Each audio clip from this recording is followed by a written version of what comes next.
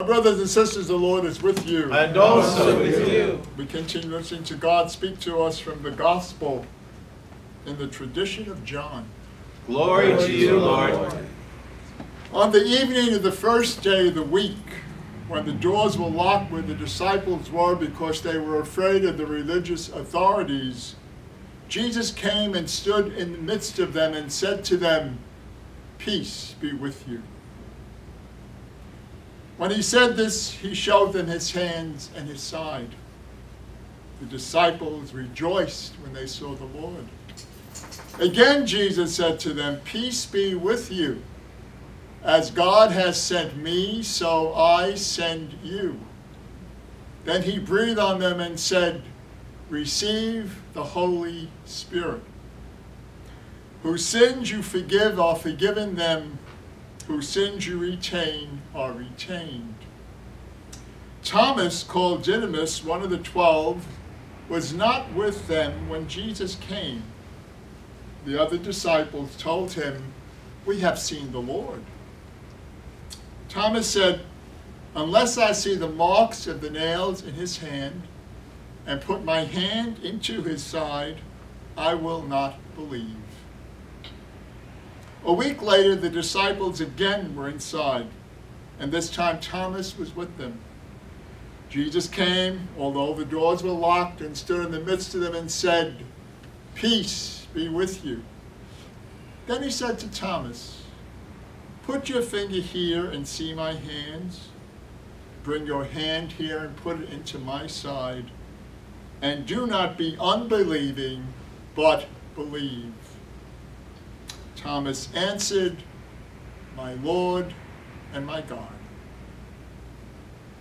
Jesus said to him, "Thomas, you have believed because you have seen me.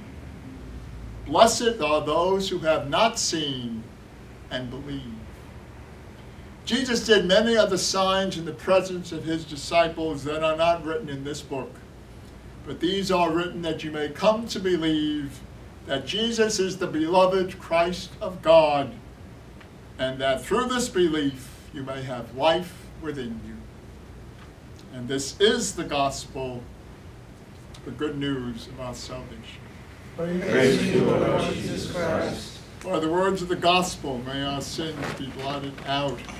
Amen. So we gather, and as always, it is good for us to be here.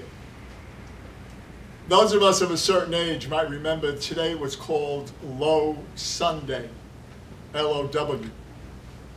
And the reason obviously was because of the festivities of last Sunday. But every Sunday when we gather for Eucharist, every time when we gather for Eucharist, we're celebrating Easter. We're celebrating the presence of the risen Christ within us. This is one of my favorite sections of the gospel.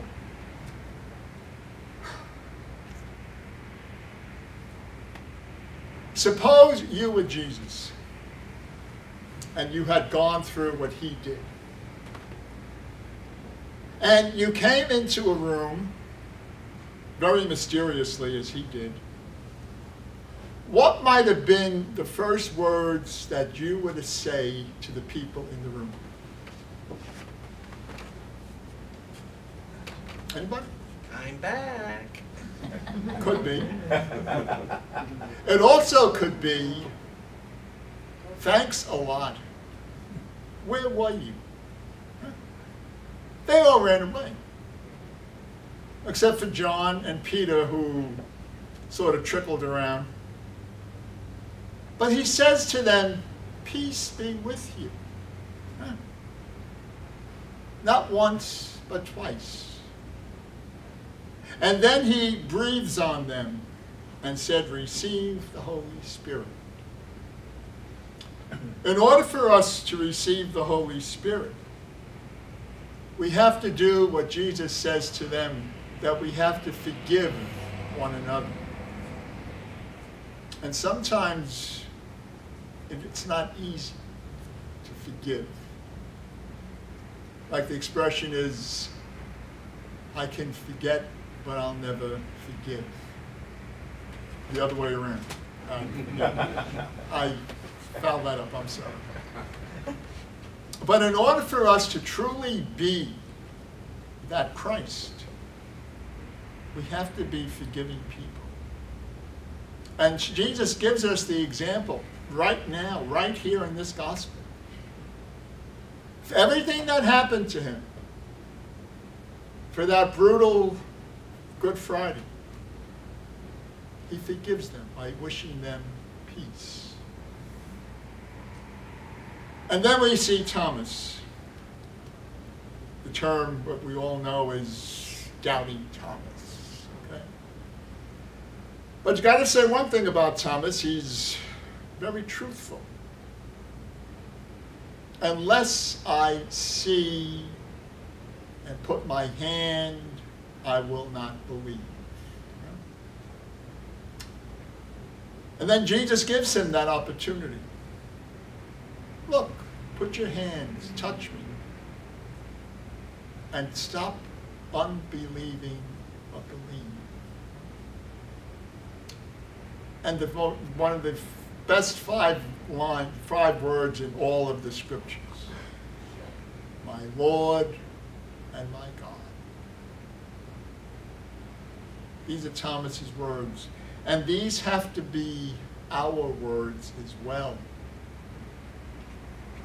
My Lord and my God. And then Jesus gives you and me a tremendous, almost pat on the back. Thomas, you have seen because you have believed, you have seen and you believe, but blessed are those who haven't seen and believe, and that's each one of us. That tremendous gift of faith. And in order for that gift of faith to continue, we have to nourish it all the time. And not just once a week, but every day. We have to let the presence of God into us so we can truly feel the peace that we're asked to share with others. Because if we don't have that peace within us, you can't give what you don't have. So may that peace of Christ live in us in a very special way, not only during this Easter season, but always. Because the more we carry the peace of Christ with us, the closer we are to the presence of God that we'll be with forever. Pray for me as I pray for you. And may God bless us and keep us. May God's face shine upon us and give us peace, now and always. Amen.